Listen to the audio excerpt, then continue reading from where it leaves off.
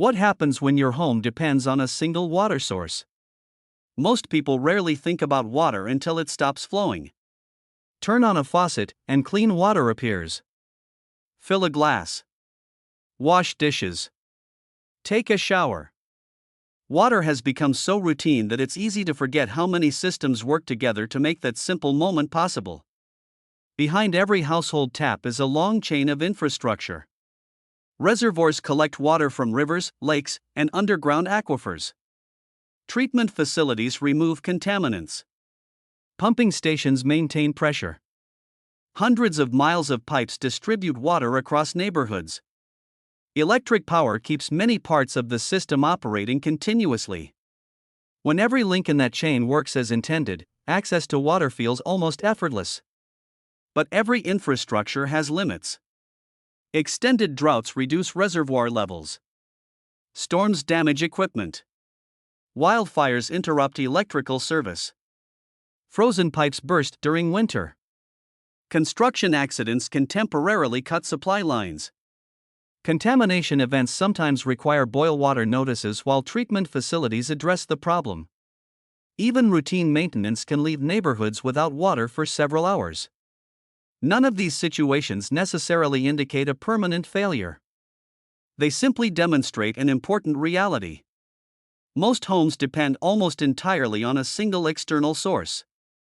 That dependency often goes unnoticed because interruptions are relatively uncommon. Yet when they do occur, nearly every daily activity becomes more difficult. Cooking changes. Cleaning changes. Personal hygiene changes. Even basic tasks like flushing toilets or watering gardens become dependent on whatever water has already been stored inside the home. This is why many households have started thinking differently about resilience. Instead of assuming the public supply will always be available without interruption, some people look for ways to add additional layers of preparation. There are several approaches. One common option is storing bottled water. This is simple and widely accessible. It works well for short-term emergencies, although storage space eventually becomes a limitation, especially for larger families. Another approach involves collecting rainwater. In regions with regular rainfall, this can provide water for irrigation and, with appropriate treatment and compliance with local regulations, potentially for additional uses. However, rainfall patterns vary significantly, making this solution more practical in some climates than others. Some rural properties rely on private wells. A well can reduce dependence on municipal infrastructure, although drilling costs, geological conditions, maintenance requirements, and local regulations all influence whether this option is practical. Other households install larger storage tanks connected to existing water systems. These provide reserve capacity during temporary interruptions but still depend on periodic replenishment. Each solution addresses the same structural question from a different angle. How can a household reduce dependence on a single source? Another category receiving increasing attention involves atmospheric water generation. Rather than collecting water already stored underground or waiting for rainfall, these systems extract moisture naturally present in the surrounding air. The concept itself is straightforward. Air contains water vapor. When air is cooled below its dew point, that moisture condenses into liquid water. It is the same physical process that creates condensation on a cold glass during a warm day. Atmospheric water generators apply this principle using mechanical components that move air through a controlled cooling process. Moisture condenses, is collected, and then passes through filtration or purification stages before storage. Commercial versions already exist in various sizes. Some are designed for offices. Some serve industrial applications. Others are intended for household use. Alongside commercially manufactured units, another format has become increasingly popular among people interested in practical DIY projects. Instead of purchasing a finished appliance, some choose to build an atmospheric water generator using commonly available components and detailed construction guides. This approach shifts the focus from buying equipment to assembling a functional system step by step. A typical guide usually begins by explaining the overall operating principle. Next comes a materials list describing the required components. Assembly diagrams then show how those components connect together.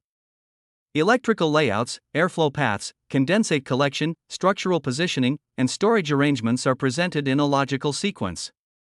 Finally, testing procedures and maintenance recommendations help ensure the system continues operating as intended. The guide itself does not produce water.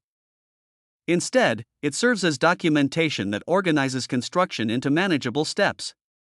For many people, that structured format makes an otherwise unfamiliar project easier to understand. Of course, atmospheric water generation also has practical limitations. Performance depends heavily on environmental humidity. Warmer, more humid climates generally allow higher production rates than extremely dry environments. Electricity is usually required to operate fans, compressors, or cooling systems unless alternative power arrangements are incorporated. Like any mechanical system, regular maintenance and cleaning remain important. Understanding these limitations is just as important as understanding the advantages. No single household system replaces every other source of water. Instead, many people view atmospheric water generation as one additional layer within a broader preparedness strategy. The goal is not complete independence from public infrastructure. Rather, it is increasing flexibility. When households have more than one available source, temporary interruptions become easier to manage. A maintenance shutdown becomes less disruptive. A regional emergency creates fewer immediate problems. Unexpected shortages become more manageable. This broader perspective reflects an important principle seen across many types of infrastructure. Redundancy increases resilience. We already apply this idea elsewhere. People keep backup batteries for flashlights. Some households install emergency generators during storm seasons. Many families maintain extra food supplies. Vehicles often carry spare tires even though most trips never require one. Water follows the same logic.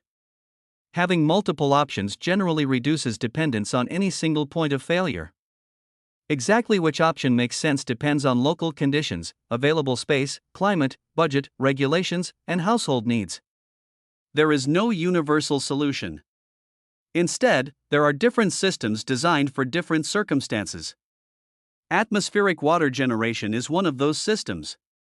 For some households, it may serve primarily as an emergency backup. For others, it becomes part of a broader off-grid lifestyle.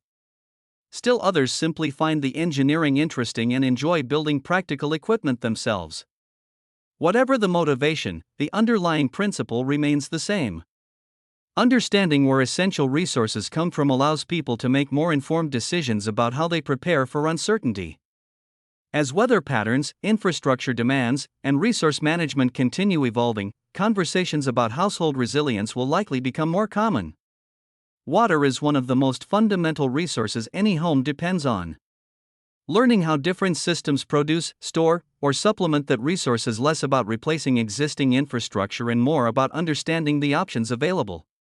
For those interested in exploring this particular approach further, structured implementation guides are available that document one household-scale atmospheric water generation format, including materials lists, assembly layouts, and step-by-step construction instructions.